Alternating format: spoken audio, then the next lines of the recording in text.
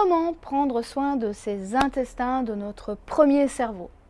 Vous savez, ce concentré d'intelligence qui se trouve dans notre ventre, véritable organe à part entière qui joue un rôle vital dans notre santé. Sans cet organe, la vie est impossible. Il se compose de neurones et de bactéries. 200 millions de neurones, autant que dans le cerveau de votre chat ou de votre chien, sont là pour vous aider à digérer et des centaines de milliards de bactéries y séjournent et influent sur notre personnalité. Votre ventre est un organe sensible et intelligent. C'est la ligne de vie et d'énergie de notre santé. Et on le sait, nous souffrons facilement de troubles digestifs, de ballonnements, de gaz, de douleurs intestinales, de lourdeur d'estomac, de reflux gastrique ou même de constipation. Alors aujourd'hui, je vous partage 3 pépites pour prendre soin de votre tube digestif.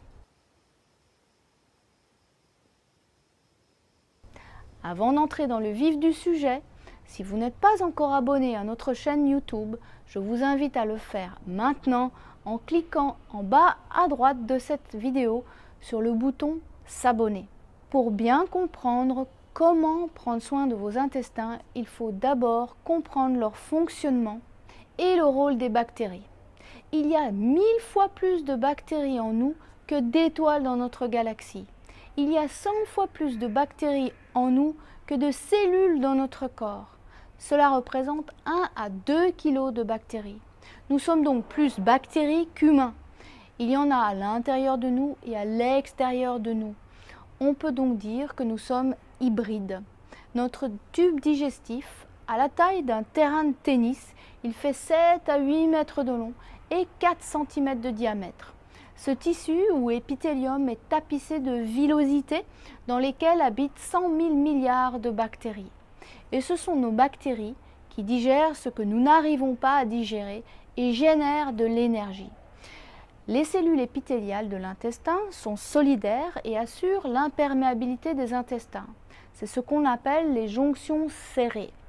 Et selon ce que l'on mange, ces jonctions peuvent s'ouvrir et causer une porosité intestinale responsable des intolérances alimentaires et de beaucoup de maladies auto-immunes, comme le psoriasis, la polyarthrite rhumatoïde, la sclérose en plaques, etc. Nous sommes un écosystème que nous appelons microbiote, anciennement appelé la flore intestinale. C'est grâce à nos bactéries que notre système immunitaire est efficace. Notre intestin est colonisé par ces bactéries à la naissance quand le bébé passe par le vagin de sa mère et puis par le contact de la peau lors de l'allaitement par exemple. Le reste de la colonisation se fait via l'environnement et l'alimentation. Le capital santé de l'enfant ainsi que le développement de son cerveau dépend donc des bactéries de la mère. À l'âge de 3 ans, le microbiote est formé et ne bouge plus. C'est une empreinte unique. Et si plus tard notre microbiote est affaibli par notre style de vie et que nous désirons le renforcer à nouveau en corrigeant notre hygiène de vie, vous retrouverez simplement l'état de notre microbiote quand nous avions 3 ans. Et oui, nous sommes habités de l'intérieur et de l'extérieur par une faune très variée. Sans elle, notre corps ne pourrait pas fonctionner normalement. Même si le microbiote est unique, il existe parmi le génome bactérien humain, qui représente 3 millions de gènes, 3 groupes d'entérotypes, c'est-à-dire 3 microbiotes distincts avec des capacités différentes de convertir la nourriture en énergie. Une découverte capitale qui pourrait faciliter le diagnostic de maladies inflammatoires de l'intestin et de l'obésité par exemple. Les connaissances sur le microbiote sont balbutiantes. C'est pourquoi les probiotiques n'ont pas encore été prouvés réellement efficaces. Dans le futur, des analyses de selles seront effectuées pour diagnostiquer nos prédispositions à certaines maladies comme le diabète, l'obésité, les maladies cardiovasculaires, etc. Et des transplantations fécales seront à la source de la guérison de nos maladies. Pour l'heure, il y a déjà des preuves expérimentales sur les souris que le microbiote influe sur notre comportement. On peut parler d'intelligence bactérienne. Elle permet une continuité biologique extraordinaire entre nous, les autres et notre environnement. Pour être en bonne santé, prenons soin de notre microbiote, respectons-le. Pour digérer, nous avons aussi besoin d'une grande puissance nerveuse. C'est notre système nerveux qui régit notre digestion. Le système nerveux central, c'est-à-dire celui de notre cerveau, et le système nerveux entérique, c'est-à-dire celui de notre intestin. Il actionne notre digestion pour transporter et absorber nos aliments. Les neurones parlent entre eux grâce aux neurotransmetteurs via les nerfs vagues. Et il y a beaucoup plus d'informations qui partent du ventre vers le cerveau que du cerveau vers le ventre. Voilà pourquoi je dis que les intestins sont notre premier cerveau et non le deuxième comme on l'entend fréquemment. La deuxième raison est que nos intestins étaient formés avant notre cerveau, quand nous n'étions encore qu'un petit fœtus. Un neurotransmetteur important est la sérotonine. Et 95% de notre sérotonine est produite dans nos intestins. Son rôle dans notre ventre est de réguler le transit et notre immunité. Elle est aussi responsable de notre bien-être. C'est le message qu'elle transmet à notre cerveau. Quand tout va bien dans nos intestins, on se sent plein d'énergie et d'humeur légère. Et quand on a des difficultés digestives, on se sent souvent de mauvaise humeur, irritable, voire même déprimé. Notre ventre influence donc nos émotions. Par exemple, le syndrome du côlon irritable est un dysfonctionnement entre ce couple cerveau-intestin. Le système nerveux devient hypersensible et vous expérimentez comme une sorte de névrose de l'intestin. Nos rêves sont aussi sensibles aux émissions de sérotonine, ainsi que notre capacité à être heureux, à résister à la dépression et à certaines maladies comme le Parkinson ou l'autisme. À l'origine de ces maladies du système nerveux, il y a toujours une constipation chronique. On peut donc dire, lorsque l'on fait une biopsie par exemple, que l'intestin est comme une fenêtre ouverte sur notre cerveau. La compréhension de ce système ne fait que commencer. L'intestin est l'organe le plus complexe de l'être humain. Voilà pourquoi sur Je Clique Naturel, nous insistons sur les 4 piliers de la vitalité. Gérer votre stress et respecter votre propre rythme, s'alimenter et s'hydrater de manière adaptée à vos besoins, bouger et oxygéner votre corps et restaurer votre sommeil.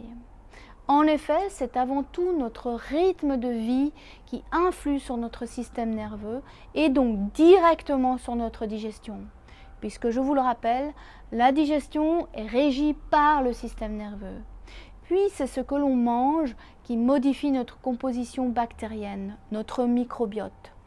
Et l'industrialisation de notre alimentation a appauvri notre microbiote. Nous n'avons plus assez d'enzymes pour digérer. La pollution a aussi une grande influence sur notre microbiote. La qualité de l'air que l'on respire, le tabac que l'on fume et tous les conservateurs, additifs, colorants, pesticides présents dans notre alimentation. Voilà donc les 3 pépites pour prendre soin de vos intestins, de votre premier cerveau, de votre système immunitaire et de votre niveau d'énergie. Apprenez à gérer votre stress et à écouter quel est votre rythme intérieur. Vous pouvez par exemple pratiquer la méditation, des respirations abdominales, du yoga, de la sophrologie, de l'auto-hypnose ou toute autre activité de relaxation profonde. Cela aidera aussi à retrouver un sommeil récupérateur. La magie de la relaxation, c'est qu'elle permet à vos bactéries de produire des substances bonnes pour vous qui aident le système nerveux à prendre soin de votre intestin. Deuxième pépite, c'est de manger le plus naturel possible, c'est-à-dire des produits bruts ou peu transformés sans additifs. Vous les transformerez vous-même. Ainsi, vous ne polluez pas davantage votre microbiote. On a assez de l'air que l'on respire pour cela. Et la troisième pépite, c'est manger du cru et des aliments cuits doucement. Beaucoup de légumes et quelques fruits. Ainsi, vous nourrissez votre organisme de suffisamment de vitamines, de minéraux, de fibres, d'enzymes pour maintenir un bon microbiote et une digestion optimale. Adieu les digestions interminables, le reflux gastrique, les gaz, la constipation. Mangez cru, mais mangez aussi des aliments cuits grâce à un mode de cuisson douce. Peut-être le savez-vous, c'est la découverte du feu qui a permis à notre cerveau de se développer grâce à l'énergie épargnée par moins de mastication. Ainsi, on ne digère plus en permanence. Alors diminuez drastiquement les cuissons qui provoquent une caramélisation de vos aliments ou ce qu'on appelle aussi les réactions de Maillard, comme le barbecue par exemple. Et pratiquez les cuissons douces, la vapeur douce sans casserole à pression, la cuisson à l'étouffée, la cuisson mijotée, la cuisson au wok ou alors le nec plus ultra, la cuisson à basse température. Alors voilà les 3 pépites très simples à garder en tête quand vous voulez prendre soin de vos intestins et donc de votre niveau d'énergie vitale. C'est cette énergie qui permet à votre corps d'éliminer les déchets et de vous garder en pleine santé. Et si vous connaissez des gens que vous aimez et qui oublient de prendre soin de leurs intestins ou qui ne savent pas comment faire, eh bien offrez-leur cette vidéo pour les aider à retrouver bonne humeur et énergie. Évidemment, vous pouvez aussi nous rejoindre sur notre site internet et faire le point sur votre niveau d'énergie vitale actuel en 10 questions gratuitement. Cliquez simplement sur le lien sous cette vidéo qui vous y emmènera directement. J'espère que cette vidéo vous aide déjà à faire un premier pas vers un corps plein de vitalité. Quant à moi, je vous dis de tout cœur merci de faire partie de ces gens qui désirent vivre libre dans un corps heureux et enchanter le monde. À bientôt, naturellement.